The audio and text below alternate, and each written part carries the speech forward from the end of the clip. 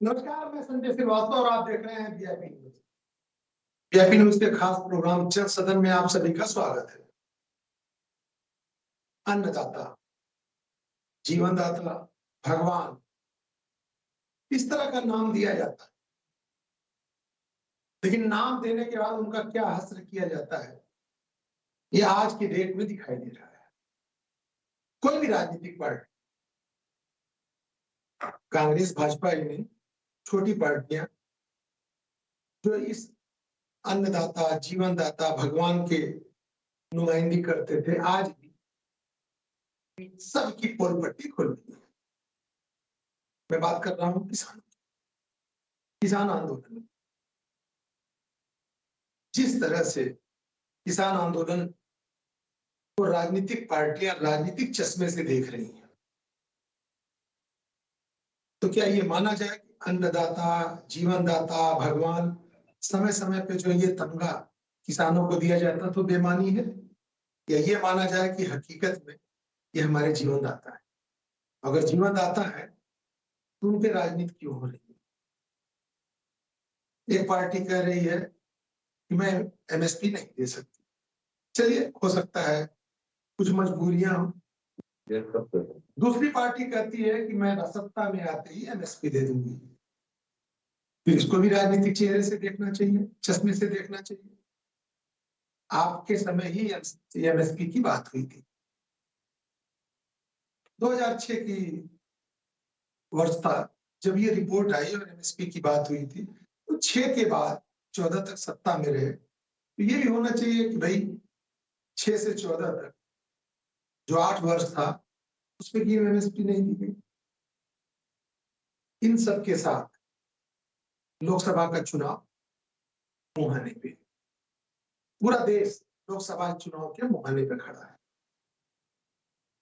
Bharatiya Janata party के लिए गले की फांस बन गया है, तो कांग्रेस भी संजीवनी तलाश रही है।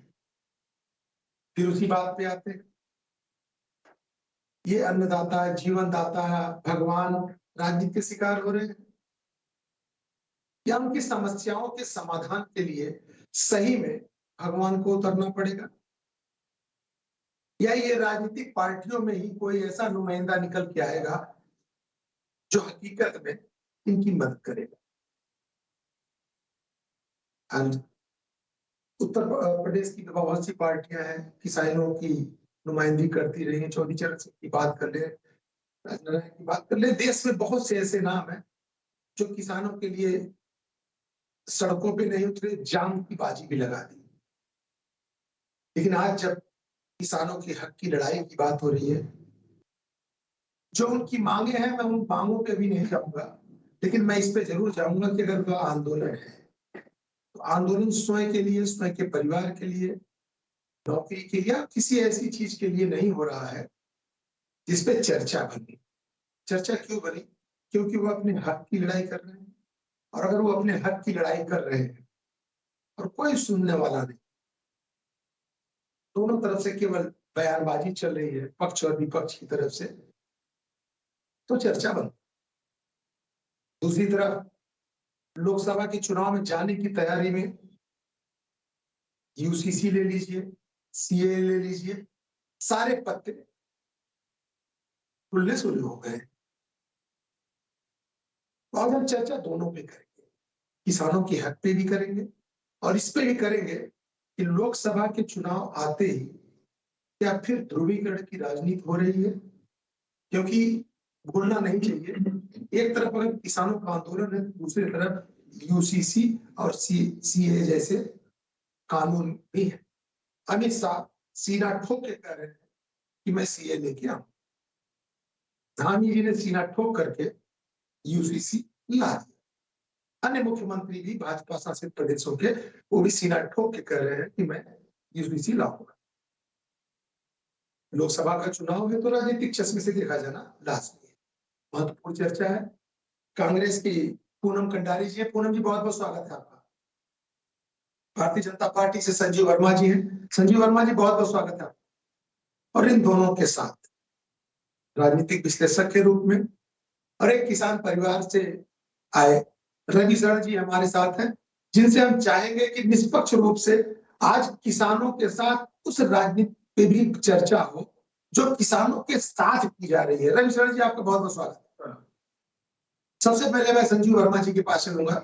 संजीव वर्मा जी, किसानों का आंदोलन की शुरुआत हो चुकी है और अनुमान लगाया जा रहा है कि लंबा चलेगा। सुरक्षा के पूरे इंतजाम किए जा चुके हैं, उन्हें आगे नहीं जाने दिया जा रहा है। पंजाब से कौन कहे दिल्ली पहुंचना, हरियाणा क्रॉस करना मुश्किल हो रहा है। सुरक्षा की सारी पुलिस फोर्स की जितनी टुकड़ियां होती है सब लगा दी गई।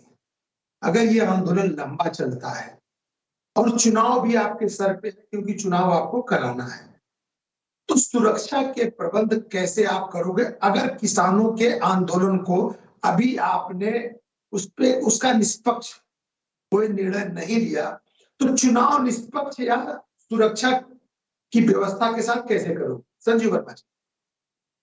संजय जी, देखिए, जब से 2014 से भारतीय जनता पार्टी की सरकार आई जी, हमारा सबका साथ, सबका विकास, सबका प्रयास, ये एक ध्येय को हम लेकर चले। उसमें चाहे किसान हो, गरीब हो, युवा हो, मातृशक्ति हो, अन्य कोई भी वर्ग, तमाम वर्गों को उनके आर्थिक को ऊंचा उठाने के लिए सरकार लगातार कृत संकल्प है और लगातार ग्राउंड जीरो पर काम कर रहे हैं। और जिस तरह से किसानों की आय को दोगुना करने का एक माननीय प्रधानमंत्री जी का आरंभ से ही एक प्रण रहा है कि हमने हर हालत में किसान की आय को दोगुना करना है।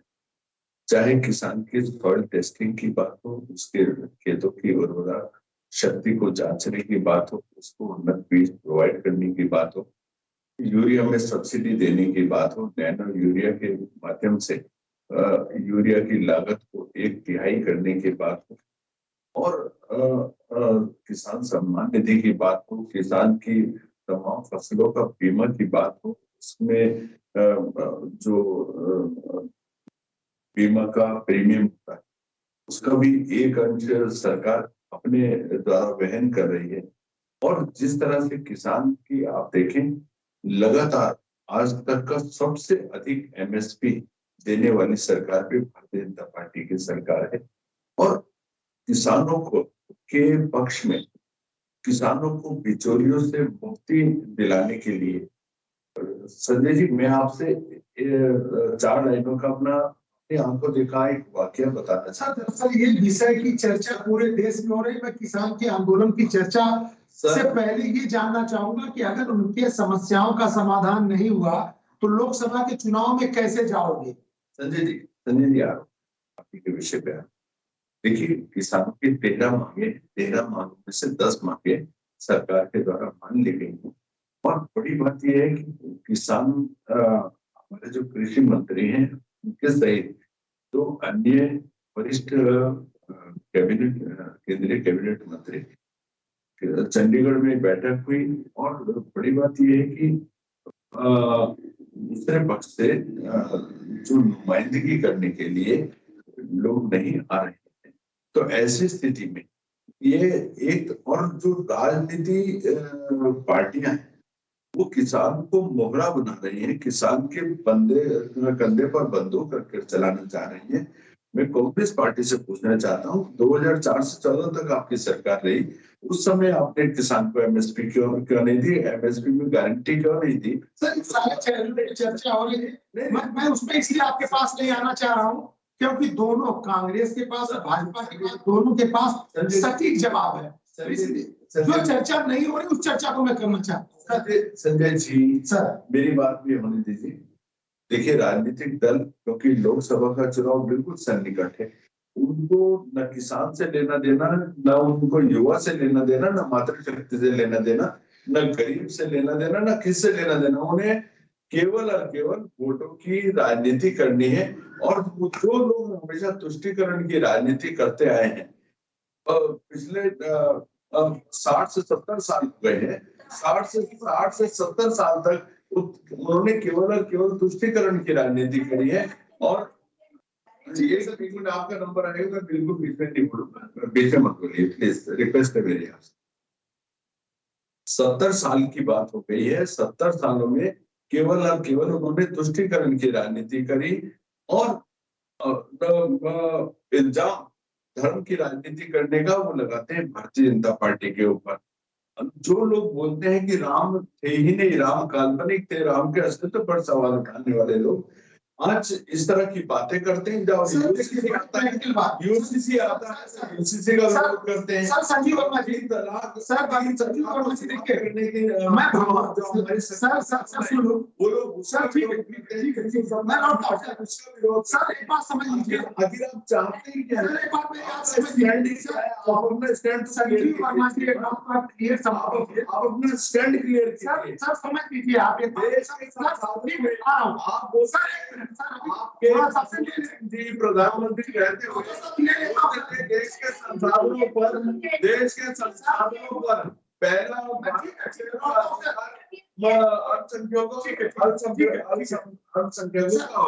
और विशेष तौर से ठीक है मुस्लिम संप्रदाय का होगा। मैं कांग्रेस पार्टी से पूछना चाहता हूँ, आपने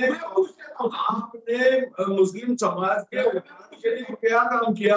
उनको शिक्षा का स्तर बढ़ाया, उनको आर्थिक रूप से ऊपर बनाया, आपने तलाक को हटाने का काम किया, क्या किया?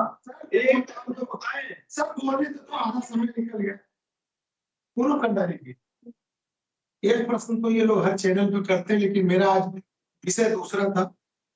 दरअसल किसान आंदोलन हो रहा है, सभी बड़ी चैनल और बड़े जो नेता हैं वो चर्चा कर रहे हैं। मेरा ये चर्चा था, लेकिन चलिए संजीव वर्मा का ये प्रश्न तो जायज है कि जब आप सत्ता में थे तब आपको याद नहीं आया किसानों का, और आप सीना ठोक के आज कह रहे हो कि सत्ता में आओगे तो रामराज लाओगे, किसानों के सारे दुख दर्द दूर करोगे। इसको कैसे देखा जाए? आज तो 10,000 किसान जो है वो मतलब बैठ चुके हैं वहां पर। अन्नदाता जो देश का अन्नदाता है, आप देखिए कि वो मतलब आकर वहां पर बैठ चुके हैं और उनके लिए जो ऐसे तो हमने नहीं किया था 70 सालों में।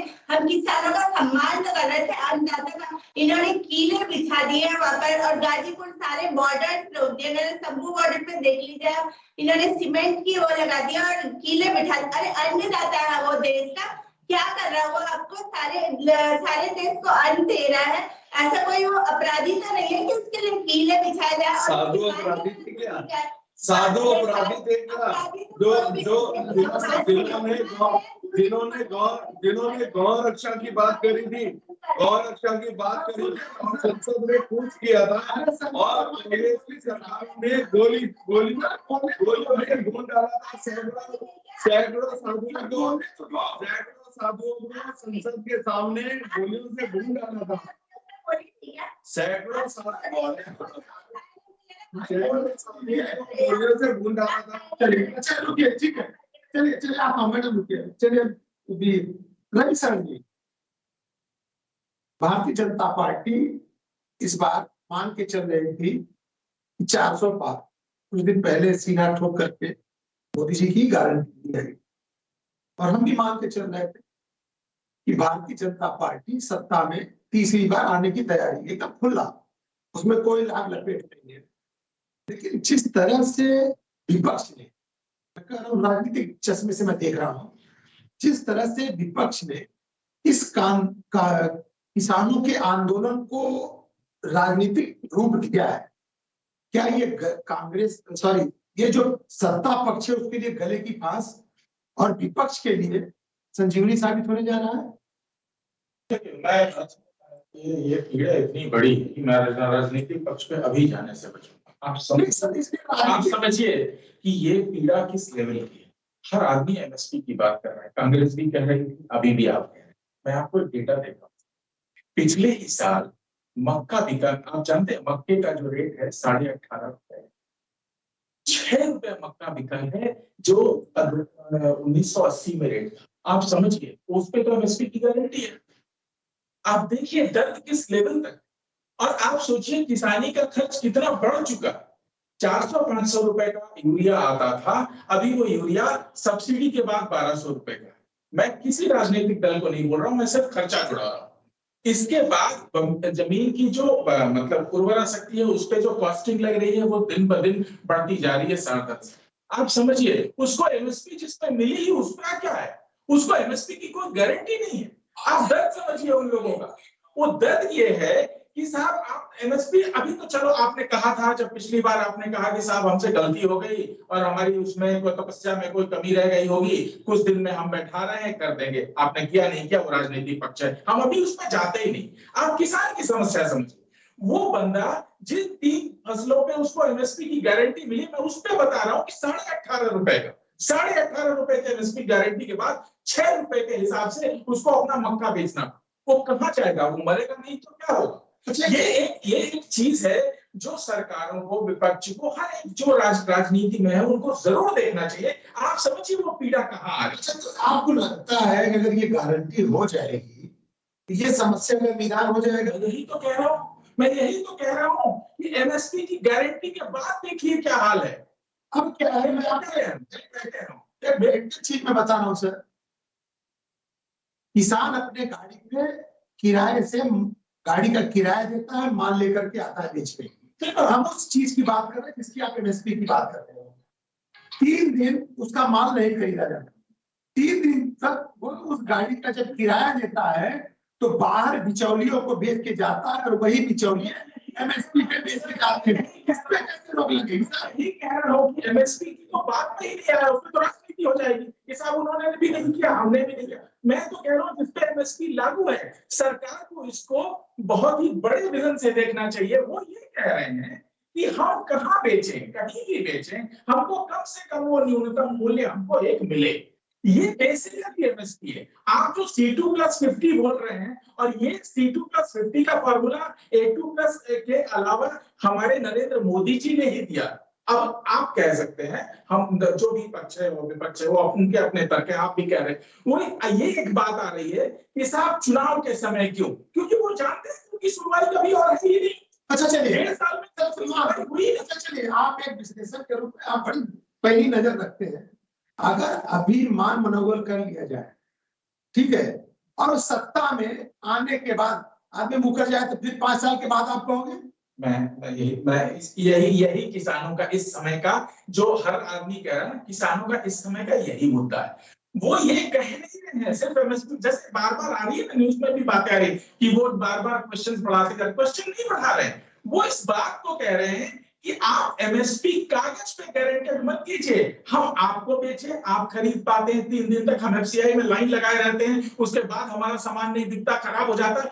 आप हमको ये गारंटी दीजिए कि एमएसपी हमारा मिनिमम होगा, वो चाहे प्राइवेट प्लेयर खरीदे या कोई और खरीदे। अब सरकार की समस्या कहीं और है। सरकार की समस्या ये है कि वो जिन पूंजीवादी, मैं कह रहा हूं, ये कांग्रेस के समय भी थी, भाजपा के समय, जिन पूंजीवादी व्यापारियों के थ्रू वो उस क्षेत्र को कैटर करना चाहते हैं, क्योंकि वो पूरा नहीं खरीद सकते, उनको ये बांट नहीं, उनको ये रोक नहीं सकते कि आप इस मूल्य पे मत खरीदिए, इस पे ही खरीदा। यही सरकार की समस्या, ये एक्चुअली किसानों की सबसे बड़ी पीड़ा है। लेकिन रविशंकर जी, मैं आपको ये जो समस्या आज भारतीय जनता पार्टी की लोग कह रहे हैं, कांग्रेस ने क्या अपने समय में ये नहीं किया था? कांग्रेस के समय में आपको क्या लगता है कि जिस बात के लिए कांग्रेस आज लड़ाई लड़ रही है, ये देन ही तो कांग्रेस की थी सर। देखिए, आप इस तरह से कहेंगे तो हर आदमी के अपने पक्ष है, इसलिए अब मैं उस पे आ गया। स्वामीनाथन रिपोर्ट एक्सेप्ट किसने की? कांग्रेस ने। कांग्रेस ने मुख्यमंत्रियों का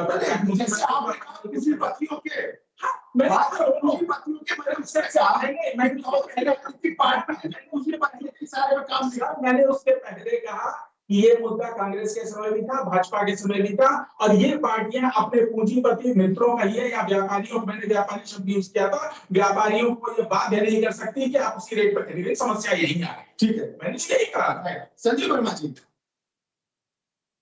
इस माहौल में जैसा इस समय देखने को मिल रहा है, क्या दिक्कत है सामने आकर के? भाई ठीक है, मैं मानता हूं कि एक बहुत बड़ा बोझ सरकार के ऊपर पड़ेगा, लेकिन बोझ तो हर तरह के आ रहा है ना।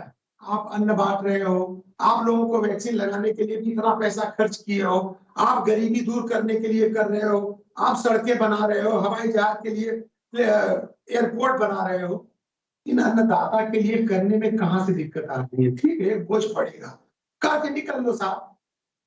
हो सकता है जो आपका टारगेट 400 पार का हो, आप पे निर्णय से 400 पार कर जाओ आप। संजय जी देखिए, मैंने आपसे पहले भी इस बात का उल्लेख किया, सरकार हर पल किसान के साथ ही है और रहेगी, और किसान के हित में हमेशा निर्णय लेती रही और लेती रहेगी, और किसान की आय कैसे दोगुनी हो उसके लिए निरंतर हम लोग प्रयास कर रहे हैं, निरंतर हम लोग काम कर रहे हैं, ग्राउंड जीरो पर हम लोग काम कर रहे हैं। किसान पूरी तरह से संतुष्ट है, और अभी 2 दिन पहले एक ये जो आंदोलन जीवी कुछ इस तरह के लोग, जिसमें एक जगजीत ढेलेवाल का नाम आ रहा है, उनका एक बड़ा बयान ये बोलते हुए कि नरेंद्र मोदी की राम मंदिर से, राम लहर से उनकी ग्राफ बहुत ज्यादा ऊंचा बढ़ गया, उनके ग्राफ को हमने नीचे करना है, डाउन करना है। तो आप आंदोलन की आपकी वजह क्या है? पॉलिटिकल वजह है या ये आंदोलन किसान के लिए है? सर मैं आपको याद सर पहले मेरी बात। और यहाँ पर जो राजनीतिक दल, उसमें विशेष तौर से कांग्रेस पार्टी है और उसके अलावा कुछ और अन्य दल, जो केवल और केवल इस पूरे मूवमेंट को एक तरह से राजनीतिक उसको एक हवा दे रहे हैं, और अपनी राजनीतिक जो अपनी इच्छा है उसको साधने का ये लोग काम कर रहे हैं, मैं सोचता हूँ। और जिस तरह से अभी आप यूसीसी की बात करते हैं, तो यूसीसी में भी आप ये देखिए, जब भी बात करते हैं तुष्टीकरण की बात करते हैं, आप जब 3 तलाक की बात होती है तो आप सीधे सीधे नकार जाते हैं। आप लोग बोलने लगते हैं कि हमारी सरकार दोबारा से सत्ता में आएगी तो हम 3 तलाक को रिस्टोर कर देंगे, हम धारा 370 को रिस्टोर कर देंगे। आप पहले ये सोचिए कि आप लोगों का उद्देश्य क्या है? आपको देश को विध्वंस की राजनीति में तब्दील करना चाहते हैं, आप राष्ट्र को के साथ खिलवाड़ करना चाहते हैं। आप लोगों का उद्देश्य क्या है? क्या उद्देश्य है आप लोगों का? आप अपने सबसे पहले आप लोग अपना स्टैंड क्लियर कीजिए। अभी हल्द्वानी का संजय जी, अभी हल्द्वानी में दंगे हुए और आप लोग उन दंगाइयों के साथ खड़े हो जाते हैं। जो लोग पुलिस का थाना चारों तरफ से लगातार पत्थरबाजी कर रहे हैं, लगातार गोलीबारी कर रहे हैं, आप उन लोगों के ऐसे हमलावरों के साथ आप लोग खड़े हो जाते हैं। आप बताइए, आप आईएएस के ऊपर आक्षेप लगा रहे हैं, आईपीएस के ऊपर आक्षेप लगा रहे हैं, आप फोर्सेस के ऊपर आक्षेप लगा रहे हैं। आप अपनी मंशा स्पष्ट कीजिए, आप अपनी मंशा स्पष्ट कीजिए, मंशा स्पष्ट कीजिए। आप केवल आपका पॉलिटिकल एजेंडा है, केवल आपका पॉलिटिकल एजेंडा है, और आपको बात होना चाहिए। अभी संजय जी, अभी 2022 का चुनाव हो रहा था, भारतीय जनता पार्टी लगातार विकास के एजेंडे के ऊपर हम लोग काम कर रहे थे, और कांग्रेस के पास कोई एजेंडा नहीं था। ये लोग मुस्लिम यूनिवर्सिटी और जुम्मे की नमाज, ये लोगों के एजेंडे। आप बताइए ना, आप बताइए, आपने केवल हर चीज पे राजनीति करना, हर चीज राजनीति करने से देखना क्या सही है? राजनीतिक चेष्टा से नहीं देखा जा रहा है, इनको 700 के साथ आ रहे हैं सर। इसमें अन्नदाता 700 पहले जब ये लोग बैठे थे तो बेचारे शहीद हो गए 700 के साथ, तो इन्होंने तब कैसे मान लिए थे? कोरोना टाइम पे इन्होंने कहा था कि अरे कोरोना के टाइम पे तो सोए हुए थे, कोरोना के टाइम पे सोए हुए थे, लेकिन उसके बाद वो आसपास भारतीय जनता पार्टी का तमाम कार्यकर्ता सड़कों पर था। हम लोग ऑक्सीजन प्रोवाइड कर रहे थे, भोजन प्रोवाइड कर रहे थे, दवाइयां प्रोवाइड करा रहे थे, वैक्सीन प्रोवाइड करा रहे थे, और आप लोग सोए हुए थे घरों पर। आप लोग घरों में सोए हुए थे। आप लोग 31 जो इन्होंने आंध्र प्रदेश उसका जो चुनाव के टाइम पे इन्होंने वो बढ़ाया था, तो एक कानून के अंतर्गत इतना पूरे देश में होना चाहिए, जो अब 2108 है, जो कि मतलब हम इनको कह रहे हैं कि 3100 पूरे देश में करेंगे, और दूसरे इन्होंने जो है इनकी जो रामनाथन जो है रामनाथन वो योजना है उसको भी वो स्वीकार करेंगे, है ना। और इन्होंने जो एमएसपी में भी इन्होंने मतलब वो नहीं लिया, एक्शन लिया, उनकी शर्तें माने, उनकी शर्तें जो ये इतना टाइम उस पे लगा रहे हैं कि उनके रोकने पे जो टाइम लगा रहे हैं कि कीले लगाओ सीमेंट लगाओ, उतना टाइम ये उस पे लगाया कि एमएसपी को कैसे कंट्रोल करें। संजय जी देखिए, हमारी मंशा बिल्कुल स्पष्ट है, हमारी मंशा बिल्कुल स्पष्ट है, सबका साथ, सबका विकास, सबका प्रयास। और अरे मातृ शक्ति के सुदृढ़ीकरण के लिए हम काम कर रहे हैं, उनके आर्थिक उत्थान के लिए हम काम कर रहे हैं, उनके आर्थिक रूप से वो समृद्ध हो उसके लिए हम लोग काम कर रहे हैं। अब आप अपना बताइए ना, आप अपना बताइए, आपने 70 सालों में क्या किया? आपने 70 सालों में क्या किया? आपने किया तो केवल बरगलाने का काम किया, भटकाने का काम करते हैं, बरगलाने का काम करते हैं, झूठ बोलने का काम करते हैं। कांग्रेस पार्टी यानी चलती फिरती झूठ की दुकान, कांग्रेस पार्टी यानी चलती फिरती झूठ की दुकान। समय बोलिए, सही है भाई, आप पूरे मुद्दे को, पूरे डिबेट को कैसे हटा देते हो? हम लोग कहां से कहां चले? तो आपका झूठ सुनते रहेंगे यहाँ बैठ के, आपका झूठ सुनते रहेंगे यहाँ बैठ के? बिल्कुल नहीं सुनेंगे, बिल्कुल नहीं सुनेंगे। वास्तविक बात करिए, वास्तविक बात करिए तो हम भी सुनेंगे। आपको क्या लगता है कि आज जो देश का माहौल है, उस देश के माहौल में भारतीय जनता पार्टी को किसी निष्कर्ष पे पहुंचने की जरूरत है, या इस आंदोलन को और मतलब चुनाव तक लेके जाने की जरूरत है? कि जो माहौल दिख रहा है कहीं से ऐसा नहीं दिख रहा है कि जल्द ही खत्म होने वाला आंदोलन है। नहीं, ये तो इस बार लोगों ने बहुत क्लियरली कहा, एक बात अभी इन्होंने कोट भी की, मैं बस उस पर बोलना चाहूंगा, फिर मैं राजनीति में नहीं जाना चाहता। उस आदमी ने जो पूरी बात कही तो ये कही थी कि अगर किसी का ग्राफ, जो स्टेटमेंट उन्होंने बोला उसके बाद बोला अगर किसी का ग्राफ, अगर ग्राफ बढ़ जाता है ज्यादा तो वो जनता की, उसका ये मंतव्य था, उसने इस मंतव्य में पहली बात स्टेटमेंट सुनाता हूँ, मैं रखे है ना, जो कुछ भी भाजपा आईटी सेल चला दी वो उतना ही चला रही, उसके आगे चला ही नहीं रही है, पहले वो भी देख लीजिए। अब देखिए, हम राजनीतिक नहीं है, हमको राजनीतिक स्टेटमेंट मत देने दीजिए। हम इस बात पे कि क्या आप किस तरह से करेंगे। देखिए, गवर्नमेंट भी अभी जैसे उन्होंने 3 राउंड की वार्ता कर ली है, अगर आपने सुना है, सफिशिएंट रूप से सुना है, अगर आपको इस तरह के सुनने का शौक है तो फिर ये सारी बात राजनीतिक हो जाएगी। मैं जानता हूं 3 राउंड की वार्ता हो चुकी है, 2 वार्ता हुई है, एक डिस्कशन हुआ था और एक अभी संडे को होना। तो सरकार अपनी तरफ से ये प्रयास जरूर कर रही है कि इसको किसी तरह से माइल्ड कर लिया जाए। मैं फिर वही कह रहा हूं कि जिस बात पे किसान अड़े, अब उनके पीछे कौन राजनीतिक शक्तियां, भैया हर आदमी राजनीति कर रहा है। आप जब थे आपने साफ साफ कहा था, मनमोहन सिंह जी को लिखा हुआ लेटर हमारे प्रधानमंत्री का, माननीय प्रधानमंत्री का है कि साहब इसको लागू कीजिए। तो सवाल तो आपसे भी बन जाता है कि 10 साल में जब आप लेटर लिखे थे तब तो चाहिए था, 10 साल में आपने क्यों नहीं किया? मुद्दा वो नहीं है, मुद्दा ये है कि राजनीतिक दल राजनीति करेंगे, बट किसानों की जो बेसिक बात वो ये है, उनको ये लगता है कि शायद ये मौका हो सकता है वो गलत हो।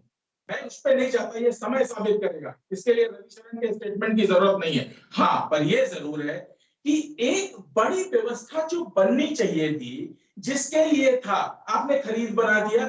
खरीद की स्थिति देख लीजिए, वहां पे अभी आपने ही कहा कि 3 दिन छोड़िए, 20 दिन बाद उनको आके उनका सामान 1/4 पे खरीदा जाता है। और ये मैं उनकी बात कर रहा हूं जिसपे एमएसपी लागू है।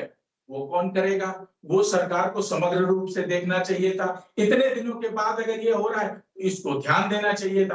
तो इसमें क्यों सरकार बच्चों काम करता, वही तो सरकार है। सर आप काम कर रहे हैं तभी तो हमको आपसे उम्मीद है। आप अगर कुछ नहीं कर रहे होते तो सर किसान क्या कहता भाई, जब कुछ ही कर ही नहीं रहे हो तो मेरे पास तुमको कुछ करना ही नहीं है, तो हम आपसे क्यों शिकायत करते हैं? कहीं से ऐसा तो नहीं लगता कि जो निर्णय की क्षमता है, जो सत्तारूढ़ की जो प्रतिनिधि मंडल है, उनके पास निर्णय की क्षमता नहीं है? क्योंकि पिछले बार भी देखने को मिला था, फिर ऐसा तो नहीं था क्योंकि देखिए निर्णय तो भाई अमित शाह या मोदी जी होंगे तो 5 मिनट में निर्णय हो जाएगा। अगर कोई जा रहा है, अगर कोई दो लोग बात भी कर रहे हैं तो वो भी बिना अमित शाह और मोदी जी के कंसेंट के नहीं जा रहे होंगे। पहले तो ये समझने वाली बात। दूसरा, मैंने बताया इसके मूल में क्या है। इसके मूल में, एमएसपी के मूल में जो है वो ये कि सरकार, फिर मैं कहूंगा सरकार, न कांग्रेस न भाजपा, सरकार पूरा अन्न खरीदना नहीं चाहती। उसके पास आज तक भी वो 56 साल, मैंने आपके बीच में तो कतई नहीं बोला था, 56 साल में न उन्होंने और न 13, 14, 15 साल में इन्होंने कोई इसका प्रयास किया कि इंफ्रास्ट्रक्चरल लेवल पे डेवलपमेंट हो, कि पूरा खरीदा जा सके। खरीदने की बात तो छोड़िए, इंफ्रास्ट्रक्चर ही नहीं है, रखेंगे कहाँ, सड़ जाएगा। फिर वो अभी जो गेहूं आप 20 रुपए बोल रहे हैं, 20 पैसे में वो ले जाएगा जो लीकर बनाता है, आप समझिए। तो ये भी प्रयास नहीं किया गया, किसी सरकार ने नहीं किया। उसके बाद की दिक्कत क्या है, अब जब ये सरकार नहीं खरीदेगी तो खरीदेंगे private player, private businessman. Private businessman के साथ क्या है, वो सरकार आज तक एडजस्ट नहीं कर पाई। हिमाचल के सेबों की खरीद का किस्सा देख लीजिए, क्या हुआ उनके साथ। आप ये अभी मैंने आपको बताया, पिछले साल हरियाणा में मक्का की खरीद में देख लीजिए क्या हुआ किसानों के साथ। तो समस्या एक मक्के में तो गारंटी तो एमएसपी की 18% की गारंटी है। और आप किसान की बात सोचिए, किसान की बात सोचिए कि वो 6 रुपए किलो में बेचने के बाद वो कर्ज नहीं दे पाता। 10 साल से जो नुकसान हुआ है वो सुनिए। 10 साल से आप कोई, बिल्कुल खराब थी कांग्रेस की सरकार, मैंने मान लिया। डेटा तो आता था कितने किसान मरे हैं, अब तो डेटा ही बंद हो गया है कि कितने किसान हर साल मर रहे हैं। अप्रोक्सीमेटली जो अप्रोक्सीमेशन आ रहा है वो 10,000 किसानों का आ रहा है। किस लिए मर रहे हैं भाई, हम क्या कर रहे हैं। पर रही बात अगर कि हम सरकार से, आप ये कह सकते हैं कि साहब आप बीजेपी के खिलाफ नहीं है, हम सरकार से कह रहे हैं जो कुछ काम करती है कि भैया इसको करो, क्योंकि ये हमारे एक्चुअली अन्नदाता है जहां से चीजें चल रही हैं। आपने 22 में कहा था दुगना को, आज 24 हो गया, और उसके बाद भी आप ये बोलेंगे कि साहब तुम अगर वहां से हटोगे तो हम कील लगा देंगे और ये लगा देंगे। तो इस पे जो एक आप कह रहे हैं ना कि बाकी राजनीतिक दलों को मुद्दा मिल गया ना, आपने दिया। ठीक है संजीव वर्मा जी, ठीक है।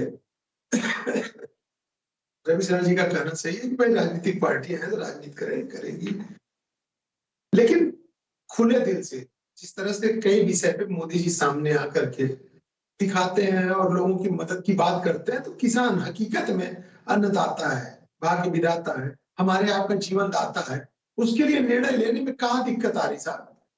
संजय जी देखिए, अभी 2019 के चुनाव से पहले माननीय प्रधानमंत्री जी ने कहा था कि हम किसान सम्मान निधि में 6,000 रुपए वार्षिक देंगे। वहीं कांग्रेस के उस समय अध्यक्ष हुआ करते थे राहुल गांधी जी, उन्होंने कहा हम 72,000 रुपए देंगे एक साल। अब देखिए 12 गुने का अंतर, 6,000 और 72,000। किंतु देश की सम्मानित जनता ने, देश के अन्नदाताओं ने, देश के प्रबुद्ध जनों ने उन 6,000 के ऊपर विश्वास किया, 72,000 रुपए के ऊपर विश्वास नहीं किया, क्योंकि वो जानते थे माननीय मोदी जी जो कहेंगे वो करेंगे, राहुल गांधी जो कहेंगे वो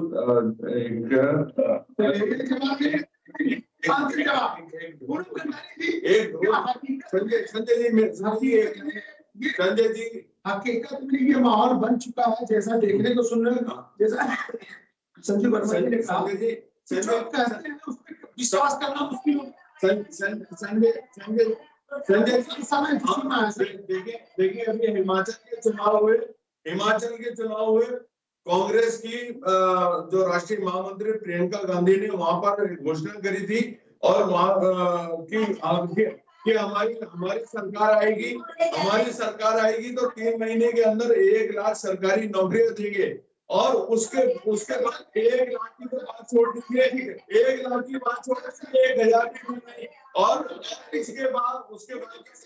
उसके बाद जब कांग्रेस के वहां के मुख्यमंत्री सुखविंदर जी से बात करी गई तो उन्होंने एक इतना बचकाना बयान दिया। उन्होंने कहा इस तरह के बयान तो राजनीतिक दल चुनाव से पहले अक्सर दिया करते हैं, इसमें कोई बड़ी बात नहीं है। और इसके दूसरे बात नहीं, यानी कि कांग्रेस जो बोलती है वो ढोल होता है, केवल ढोल होता है जो केवल ढोल होता है, केवल झूठ होता है, भ्रम होता है, भटकाने का काम करते हैं, भरमाने का काम करते हैं।